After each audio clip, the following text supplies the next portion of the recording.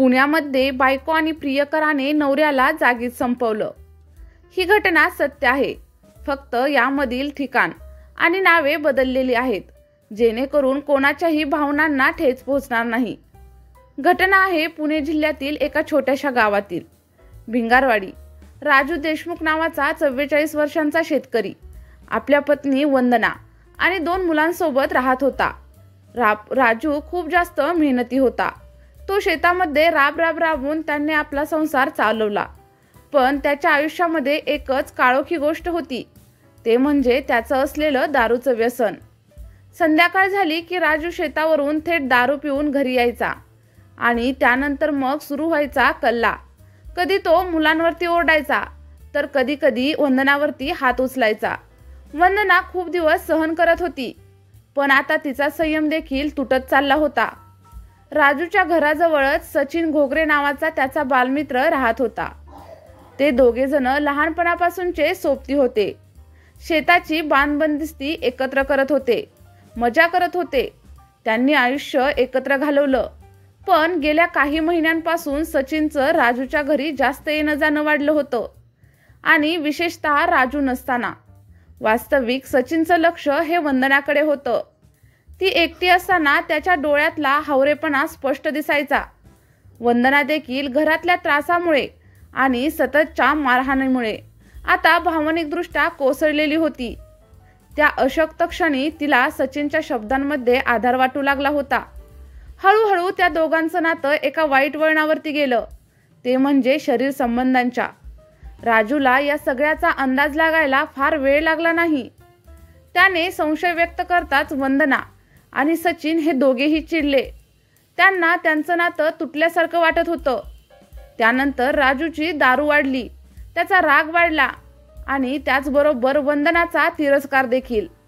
मग एक दिवस त्या दोघांनी मिळून एक योजना आखली। राजूला संपवायचं नाही, पण त्याला कायमचं अपंग करायचं।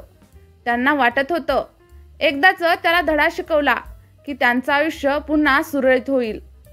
31 मार्च 2025 राजू रात्री घराबाहेर झोपलेला असताना सचिन त्याच्या हातात कुदळ घेऊन गेला।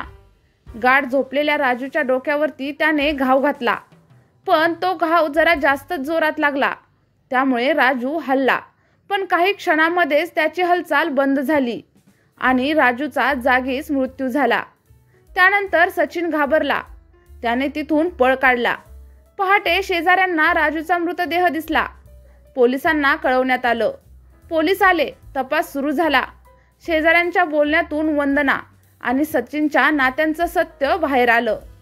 त्याला फार वेळ लागला नाही, पोलिसांनी दोघांनाही पकडलं। चौकशीमध्ये दोघांनी सुरुवातीला हात झटकले आणि आपल्याला काहीच माहीत नाही असं दर्शवलं, पण शेवटी सगळं सत्य उघड झालं। आम्हाला त्याला मारायचं नव्हतं, फक्त जखमी करायचं होतं, असं म्हणत दोघांनी कबुली दिली।